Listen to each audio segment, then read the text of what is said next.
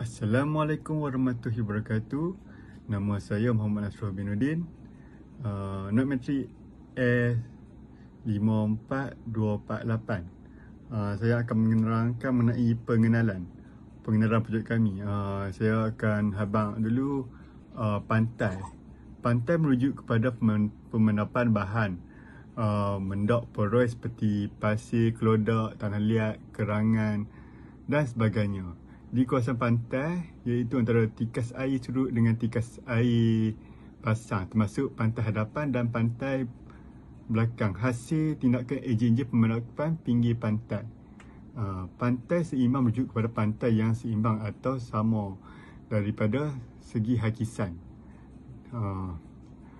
Pantai ia berfungsi sebagai habitat hidupan akuatik dan kawasan pelancongan. Malah terdapat keperluan untuk pemeliharaan kebersihan pesisir pantai untuk aktiviti pelancongan.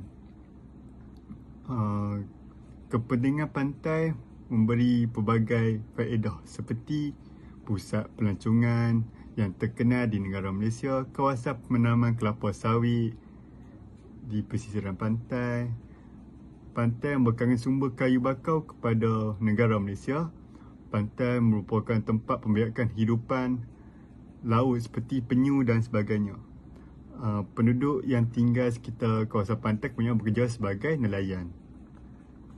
Pantai yang dijaga dengan baik memberi banyak manfaat, kualiti yang tinggi dengan kurang pencemaran pesisir pantai. Yang ketiga adalah kebersihan pesisir pantai perlu dipercaya supaya keadaan tidak menjadi lebih teruk lagi. Buangan sampah sarap perlu dikawal supaya pantai tidak tercemar dengan teruk. Kepentingan pantai menunjukkan kepada mereka bahawa penting kita punya pengetahuan yang mencukupi dalam tentang cara menjaga kebersihan di pesisiran pantai. Sekian, terima kasih. Nama untuk projek kami adalah Kempen Kebersihan Pesisiran Pantai dan Kawasan Berdekatan Jambatan Angkat Terengganu.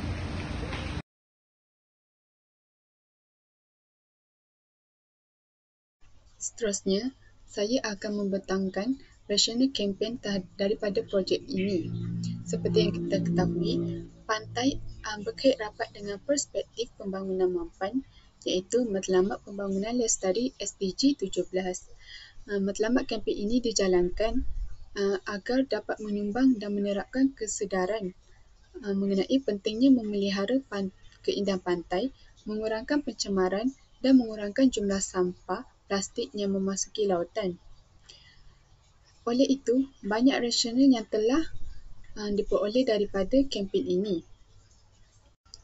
Rasional pertama yang berkait dengan Matlamat Pembangunan Lestari ialah SDG 12, iaitu penggunaan dan pengeluaran yang bertanggungjawab. Matlamat ini dapat dicapai apabila orang ramai sedar tentang kepentingan menjaga kebersihan pantai dan pulau, menjauhi amalan dan tingkah laku yang salah dan tidak beradab serta mengelakkan pembuangan sampah yang tidak terkawal.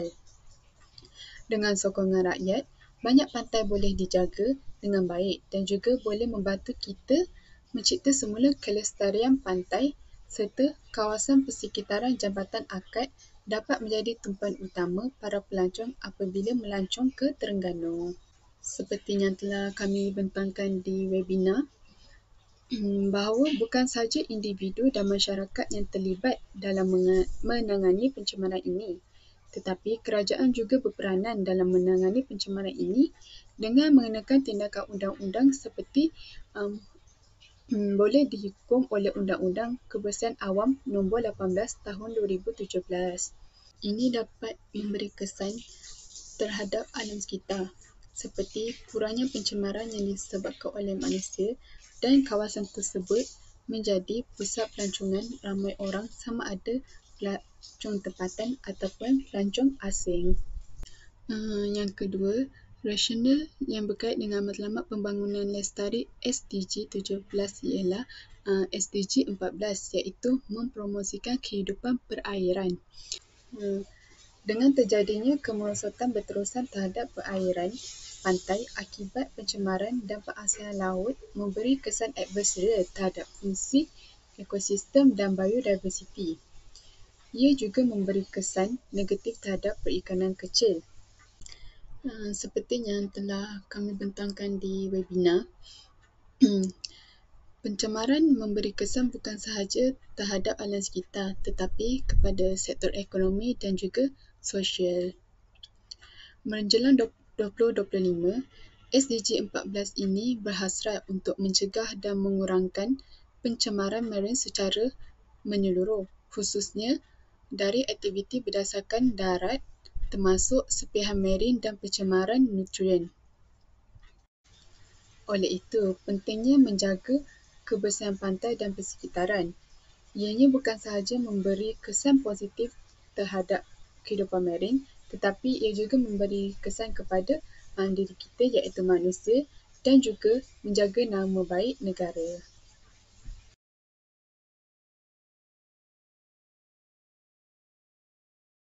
Assalamualaikum warahmatullahi wabarakatuh. Saya Razin Syahira binti Rasli S55662.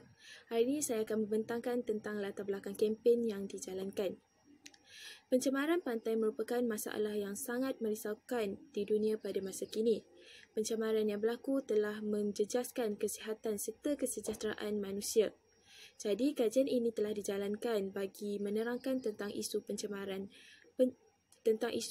pantai serta pesisiran pantai yang berlaku di Jambatan Angkat Terengganu yang terletak di negeri Terengganu, Malaysia.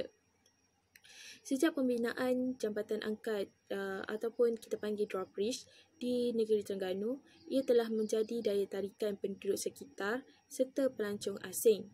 Jadi, kedatangan pelancong asing telah menyebabkan berlakunya pencemaran di pesisiran pantai disebabkan sikap tidak bertanggungjawab dalam kalangan masyarakat serta pelancong yang membuang sampah merata-rata di kawasan pesisiran pantai. Pencemaran pantai yang berlaku telah menghadkan kegiatan ekonomi, rekreasi dan estetik. Malah pantai yang tercemar turut memberi risiko kesihatan awam, mengurangkan nilai harta benda serta merancangkan pertumbuhan ekonomi masyarakat. Oleh itu, semua pihak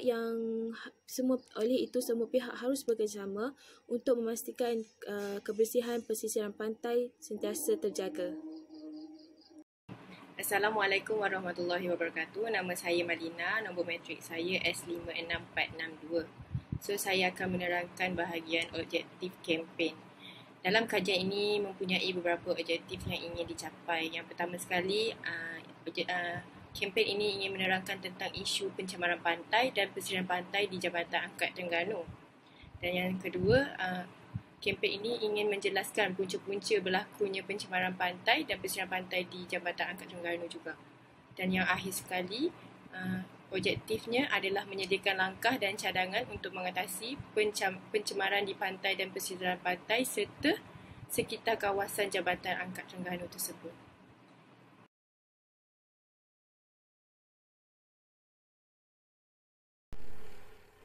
Sebelum COVID-19, kumpulan kami telah bercadang untuk menyebarkan risalah dan poster kepada pelajar-pelajar di sekitar kawasan kampus. Kumpulan kami akan menumpukan di kawasan tumpuan seperti di kafe dan pusat sukan. Tapi disebabkan COVID-19 ini, kumpulan kami terpaksa menjalankan projek kami melalui media sosial menggunakan internet. Kami menggunakan WhatsApp untuk menyebarkan info dan maklumat mengenai program yang akan kami jalankan melalui Google Meet. Melalui Google Meet ini kami akan menjalankan forum di mana sekumpulan pelajar daripada kampus akan turut serta. Kami menggunakan Google Meet ini kerana Google Meet mudah untuk dimuat turun di dalam laptop dan juga di dalam telefon yang mudah dibawa ke mana-mana. Selepas habis kami menjalankan forum kami di Google Meet, kumpulan kami akan menyebarkan borang soal selidik melalui Google Survey. Melalui soal selidik ini, kumpulan kami akan dapat mengenal pasti tentang kesedaran ke atas pencemaran pantai dan sekitar kawasan pantai di drawbridge Terengganu.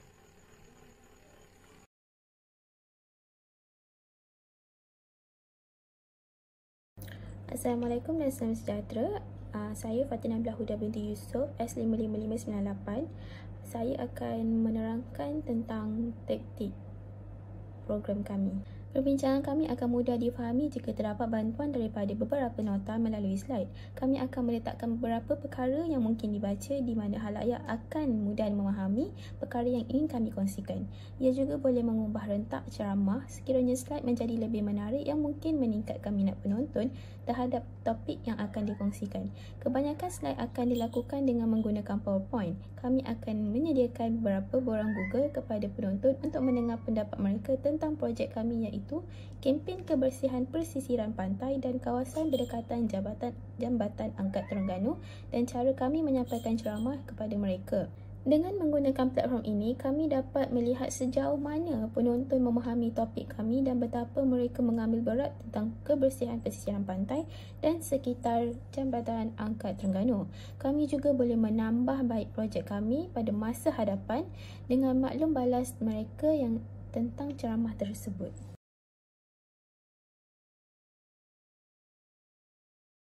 Seterusnya, saya akan menerangkan sedikit tentang aktiviti program iaitu sebelum program, semasa program dan juga selepas program. Pertama sekali, saya akan memberitahu tentang perkara yang kami buat sebelum program. Di bahagian pembentangan cadangan projek, kami akan melalui proses cadangan projek dan kelulusan projek. Aktiviti ini akan mengumpulkan semua ahli kumpulan untuk membincangkan bersama tentang jenis projek yang kami akan lakukan dan bagaimana kami ingin menjalankan projek tersebut. Semua orang mengambil bahagian dalam memberi idea dan menyiapkan cadangan. Selepas itu, kami akan membuat pembentangan projek kepada pensyarah untuk kelulusan projek kami. Seterusnya ialah semasa projek. Untuk merahsiakan projek pembangunan lestari, projek yang kami adakan ialah sesi webinar. Sesi webinar ini dibuat kepada semua pelajar Universiti Malaysia Terengganu. Hal ini kerana kempen kebersihan pesisiran pantai ini lebih baik jika diberi penerangan kepada pelajar supaya mereka akan menjadi lebih seorang yang bertanggungjawab untuk menjaga kebersihan pesisiran pantai. Sesi webinar ini akan menampilkan ahli kumpulan kami sebagai penceramah. Dalam sesi webinar, kami akan memberi ceramah tentang bagaimana untuk menjaga kebersihan pesisiran pantai dan kawasan berdekatan Jambatan Angkat Terengganu. Selain itu, kami akan juga menerangkan kesan kepada pesisiran pantai apabila kita sebagai masyarakat tidak menjaga kawasan tersebut. Akhir sekali ialah apa yang kami akan lakukan selepas program yang kami adakan. Selepas sesi webinar, kami telah memberikan beberapa soalan melalui Google Form untuk mengumpul maklum balas daripada para hadirin webinar berkenaan topik yang dibincangkan. Maklum balas boleh digunakan sebagai rujukan untuk kami menjayakan projek kami.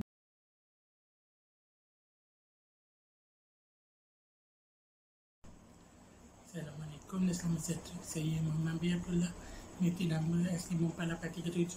Ini akan membentangkan tentang jadual pelaksanaan projek program kami. Di dalam jadual pelaksanaan projek ini, saya akan menceritakan tentang aktiviti program. Program ini dijalankan pada 20 Januari 2022 pada hari Khamis masa 9 malam. Sebenarnya kita akan pergi kepada tentatif program, di mana tentatif program ini akan bermula pada jam 9 malam. Mana jam 9 malam merupakan sesi pendaftaran untuk para peserta dan 9.15 minit adalah proses pemeriksaan tekniki dilakukan oleh saudara Muhammad Nasrullah bin Atin, dan jam 9.30 minit malam adalah ucapan daripada moderator kami iaitu saudari Razin Syairah binti Rasli, dan pada 9.45 minit malam adalah permulaan sesi pembentangan yang dibentang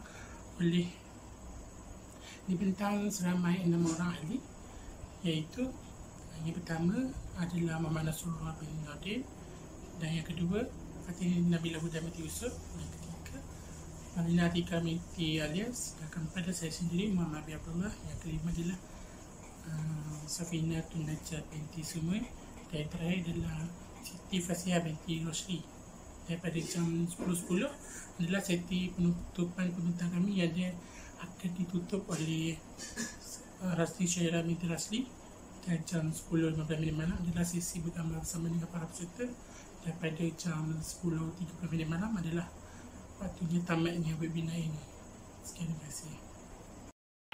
Seterusnya, saya akan menjelaskan bahagian anggaran perbelanjaan. Seperti yang dapat kita lihat pada tabel yang tertera, program ini hanya menyediakan e-sijil di mana e-sijil tidak memerlukan sebarang kos. Kita tidak memberi apa-apa seperti plug yang perlu mengeluarkan kos kerana kempen ini berjalan secara maya.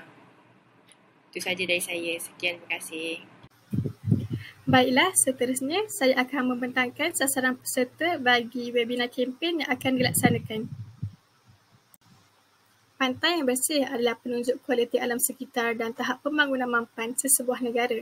Begitu juga peranan yang dimainkan pesisiran pantai di mana ia amat penting dalam proses penjanaan ekonomi negara dan telah dibuktikan sejak berkurun lamanya. Bagi menjayakan webinar kami ini, kami memilih para siswi dan siswazah Universiti Malaysia Terengganu sebagai target peserta. Hal ini kerana golongan muda merupakan golongan yang sangat berpengaruh pada masa ini dan mereka merupakan golongan yang sesuai untuk melakukan tindakan yang sepatutnya. Dalam webinar ini, para peserta akan diberikan penjelasan tentang isu yang berlaku di sekitar Jabatan Angkat Terengganu. Oleh hal yang demikian, para peserta akan mendapat pengetahuan baru dan kesedaran tentang bahaya yang telah dan akan berlaku sekiranya masalah pencemaran ini tidak diselesaikan. Pada akhir webinar ini, kami mengharapkan para peserta akan dapat melakukan tindakan yang sewajarnya dan menyebarkan perkara ini kepada orang ramai agar kita sama-sama dapat menangani masalah isu pencemaran yang berlaku ini.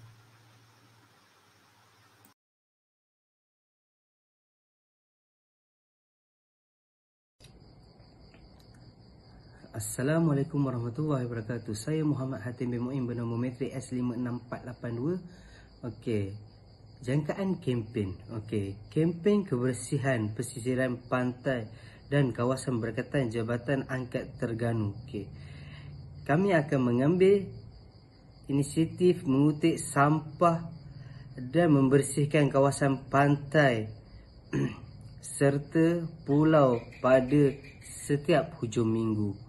Okey, pemandangan lautan biru yang mempesonakan itu ada kalanya dicacatkan dengan kehadiran sampah-sampah di pesisiran pantai. Angkara sikap individu yang tidak bertanggungjawab membuang sampah sesuka hati. Okey, aktiviti ini secara sukarelanya kerana kami selalu menghabiskan waktu petang dengan berjalan-jalan di tepi pantai. Namun kita boleh membuat satu aktiviti berjalan-jalan di tepi pantai sambil mengutik sampah. Okey. Apabila pantai cantik dan bersih, akan ramai orang termasuklah dari luar Terengganu datang berkunjung. Yalah, kalau tempat yang bersih kan mestilah ada orang-orang yang akan datang.